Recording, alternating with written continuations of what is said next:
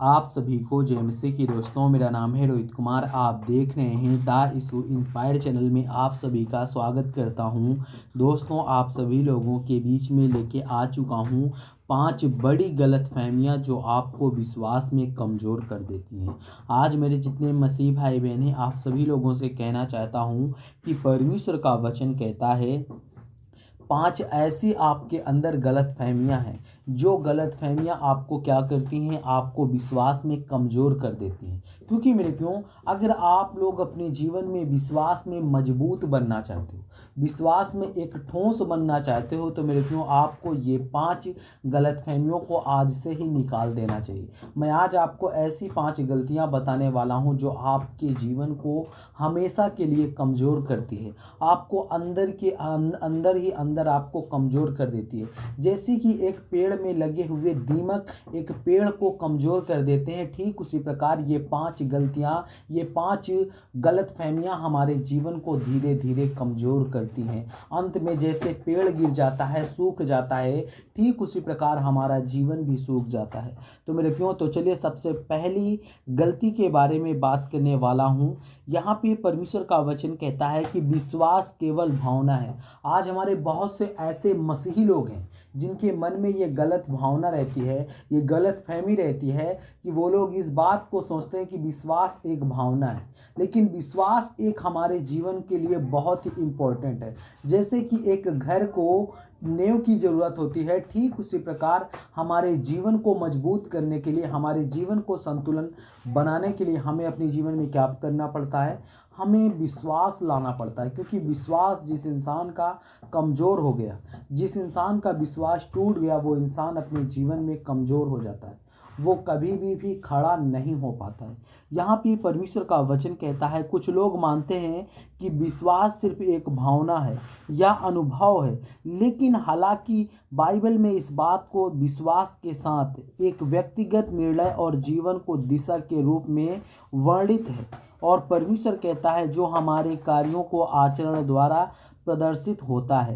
यानी कि यहाँ पे परमेश्वर कहता है, जितने मेरे मसीह भाई बहन हैं सभी लोगों को परमेश्वर कहता है, कुछ लोग आज क्या मानते हैं, विश्वास को सिर्फ एक भावना मानते हैं या अनुभव मानते हैं, लेकिन परमेश्वर यहाँ पे कहता है कि ये हमारे जीवन के लिए एक विश्वास व्यक्तिगत निर्णय होता है, जो जीवन की दिशा के रूप में वर्णित होता है, और वो हमारे जीवन को ऐसा मजबूत बनाता है जो हमारे कार्यों और आचरणों के द्वारा वो हमारे प्रदर्शित होता है। यानी कि हमको बहुत सारी चीज़ों से, कमजोरियों से हमें बचाता है।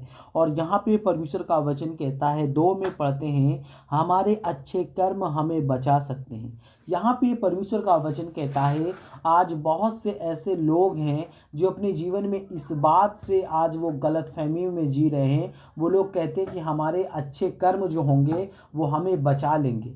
ऐसा नहीं है मेरे प्रियो। आप अच्छा कर्म तो करते हो, लेकिन अगर आपके अंदर विश्वास कमज़ोर है, आप परमेश्वर के प्रति आप अधूरे हो, तो आपको कोई भी नहीं बचा सकता। आपके अच्छे कर्म भी आपको नहीं बचा सकते। इसलिए आपके अंदर अच्छे कर्म होने के नाते आपके आगे और पीछे आपको क्या करना चाहिए, विश्वास भी लगाना चाहिए। जैसे कि ज़िंदगी को चलने के लिए, एक गाड़ी को चलने के लिए 2 पहियों को बहुत ही ज़रूरी होता है, ठीक उसी प्रकार हमारे जीवन में भी 2 पहिए होना बहुत ज़रूरी है। जैसे कि एक पहिए के बिना एक इंसान का जीवन नहीं चल सकता, यानी कि गाड़ी नहीं चलती, ठीक उसी प्रकार एक पैर के सिवा इंसान अपने जीवन को नहीं चला सकता। इसलिए हमें अपने जीवन में अच्छे कर्म भी करना चाहिए, अच्छे गुणों को भी करना चाहिए, और उसी प्रकार हमें अपने जीवन में क्या करना चाहिए, अपने जीवन में विश्वास भी रखना चाहिए। क्योंकि विश्वास हमारे जीवन को कमजोरियों से दूर करता है, हमारे जीवन को मजबूत करता है। और यहाँ पे परमेश्वर कहता है, 3 में पढ़ते हैं, लिखा हुआ है, यहाँ पे पढ़ते हैं, अगर जीवन में समस्या है तो इसका मतलब है कि परमेश्वर ने हमें छोड़ दिया है। यानी कि यहाँ पे आज बहुत से ऐसे लोग हैं जिनके जीवन में ये गलत फहमी आती है। वो लोग इस बात को कहते हैं कि अगर हमारे जीवन में समस्या आ गई, यानी कि किसी भी व्यक्ति के, मान लो कि किसी भी व्यक्ति के जीवन में समस्या आ गई, आज पूरे संसार के लोगों के जीवन में समस्या है, एक न एक तमाम प्रकार की समस्याएं हैं। लेकिन प्रभु का वचन कहता है कि इसका मतलब आज आप लोग ये बात को सोच लेते हो कि परमेश्वर हमको छोड़ दिया है। ऐसा नहीं होता। जैसे कि एक माँ अपने बच्चों को दूध पिलाती हुई कभी भी नहीं छोड़ सकती, ठीक उसी प्रकार प्रभु भी कहता है कि मैं अपने बच्चों को कभी भी नहीं छोड़ सकता हूँ। यहाँ पे परमेश्वर कहता है जब लोग कठिनाइयों का सामना करते हैं तो वो यह मान सकते हैं कि परमेश्वर उन्हें छोड़ देता है। लेकिन बाइबल हमें इस बात को सिखाती है कि भगवान कभी भी नहीं छोड़ता। वह हमारी समस्याओं के हमारे साथ होता है। यानी कि हमारे जीवन में जब समस्या आती है तो वो हमारे साथ होता है। वो हमको बहुत सारी चीज़ों से, जो हमारी अंदर की कमजोरियां होती हैं, उन सब चीज़ों को वो दूर करता है। वो हमारा सहारा करता है, वो हमारी मदद करता है। और दोस्तों, चौथे में बात करने वाला हूँ, यहाँ पर लिखा हुआ है ईश्वर केवल धार्मिक लोगों के साथ ही है। यानी कि यहाँ पे आज बहुत से ऐसे लोग हैं जिनके मन में ये डाउट रहता है, उनके अंदर ये कन्फ्यूजन रहता है, उनके अंदर ये एक भ्रम रहता है कि वो लोग कहते हैं कि सिर्फ ईश्वर सिर्फ उन लोगों के साथ रहता है जो लोग धार्मिक होते हैं, यानी कि जो लोग प्रभु के, यानी कि वो एक सच्चे होते हैं। लेकिन प्रभु कहता है कि मैं एक धर्मी पर भी मेह बरसाता हूँ और एक अधर्मी पर भी मेह बरसाता हूँ, क्योंकि अपने तो सब हैं। जैसे कि एक माँ के दो बेटे हैं और उसमें से एक बेटा निकम्मा निकल जाए और एक बेटा अच्छा निकल जाए, तो माँ लेकिन दोनों से प्यार करती है। क्यों?